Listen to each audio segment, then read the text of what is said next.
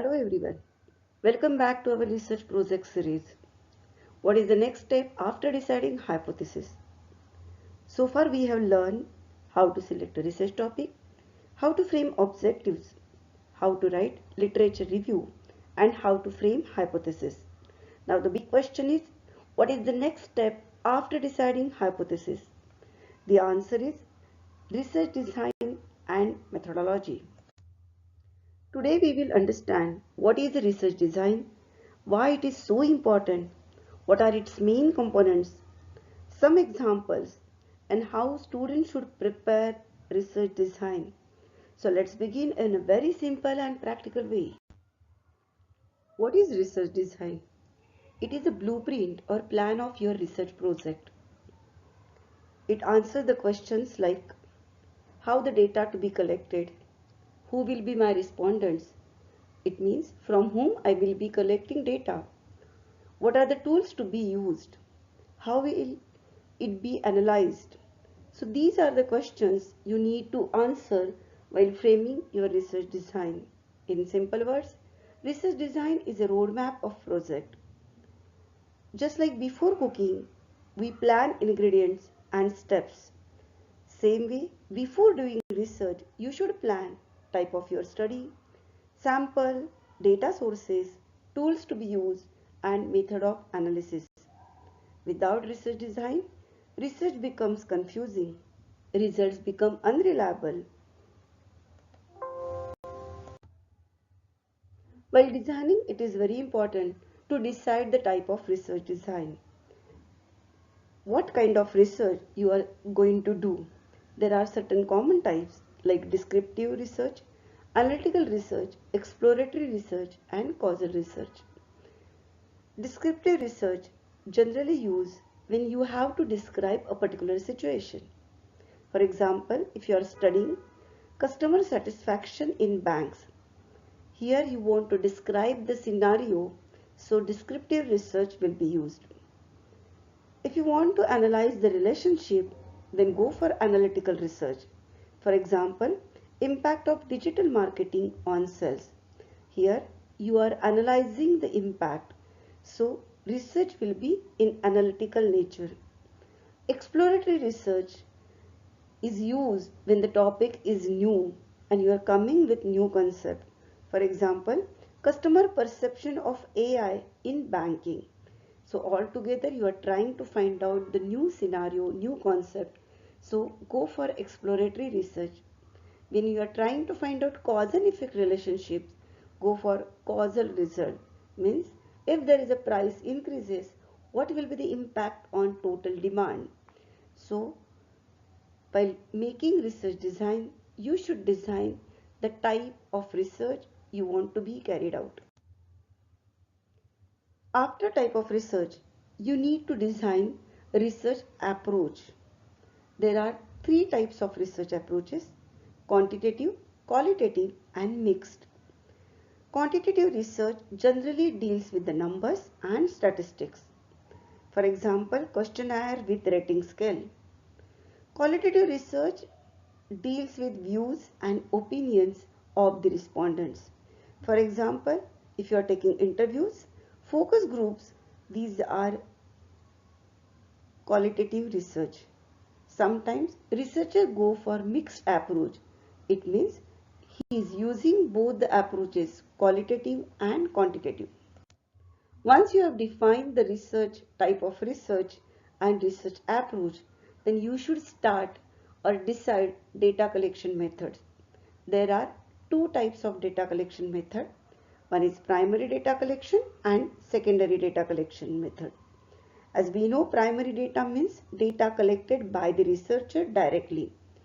For that purpose, he may use questionnaire, interview, and survey method. Sometimes he may go for observation method also. For example, survey of 100 customers using Google form. Second form of collection of data is secondary data method. It means data which is already available in books, journals, reports, and website, or government data is also considered as a secondary data. For example, RBI reports, company annual reports. After deciding data collection method, it is mandatory to make sampling design. It consists of deciding target population. Who is your target group? For example, all customers of Bank of Baroda. So, you should decide who will be my respondents. Secondly, what will be my sample size? How many respondents I am going to cover? For example, 100 or 150 respondents. That will become your sample size. Next is sampling method. Which method I will use to define my sample?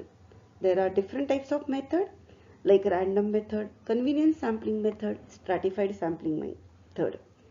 Just to explain, random sampling method means you are selecting samples randomly from the whole population.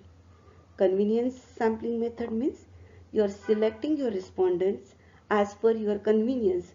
It means nearby location, from the convenient time period, etc. And stratified sampling method means you are dividing population in different stratas, and from every strata you are collecting respondent. So you have to decide which sampling method you are going to use for your research project. Once population and sample have been defined, then you should find out two types of variables, independent variables and dependent variables. Scale, Likert scale or rating scale can be used for the purpose of measurement. Knowledge about variables and measurement are equally important for the collection of data. What are the tools for data collection? Most common tools are questionnaire, interview schedule, observation, and Google form. Generally, in questionnaire, we prepare different types of questions to collect the data. It may be demographic questions, topic related questions, or Likert scale questions.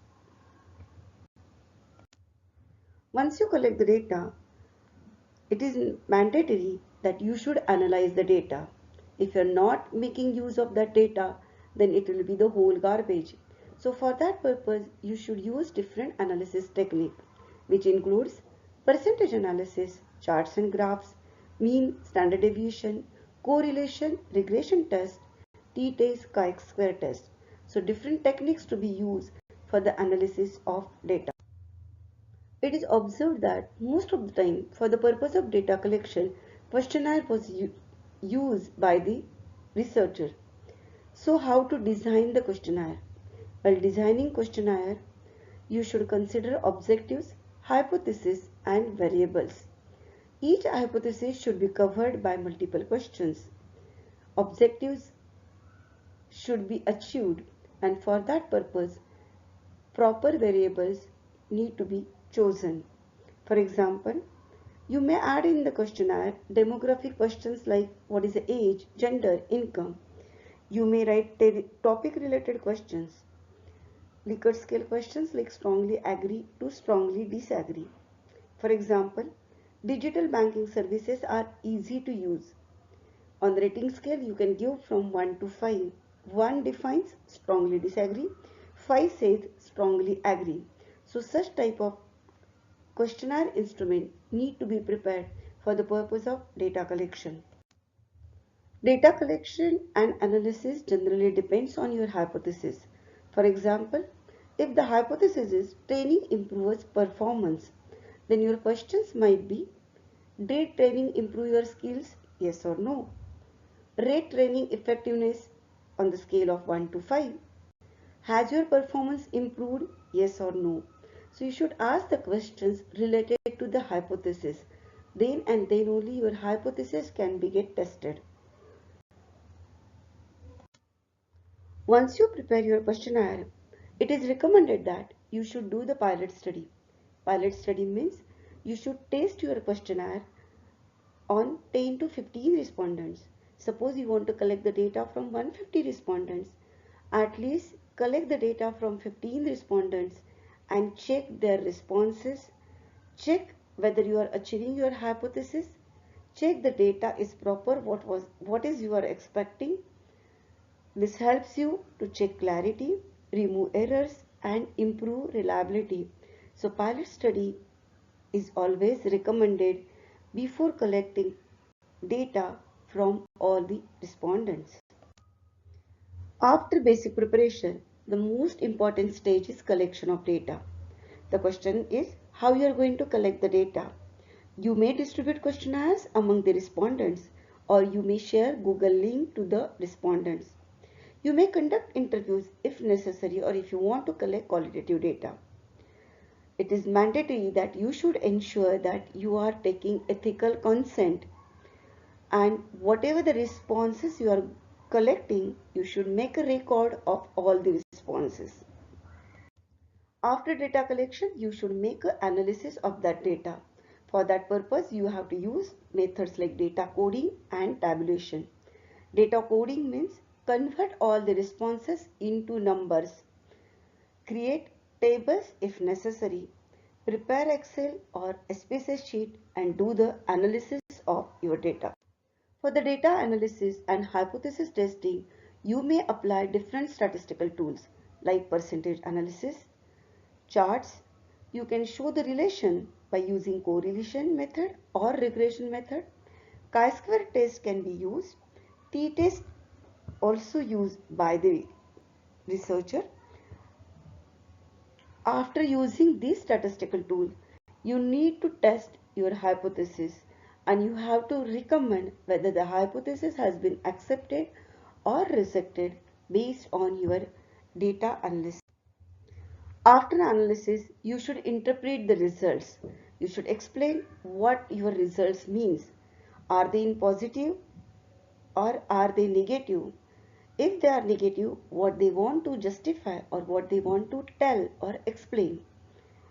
You should mention whether your hypothesis is accepted or rejected, and what is the relation with objectives. Are you fulfilling or getting answers to your objectives? All these things you need to explain under the point interpretation of results. Very important and crucial part of the research journey. You should find out the findings, conclusions, and suggestions. You should write what are the major findings, what are the conclusions from this research exercise, what are the practical suggestions you want to give to the society as to implement in their routine life, and what is the scope for the further research or future research. In the end, you should document all your efforts by writing project report.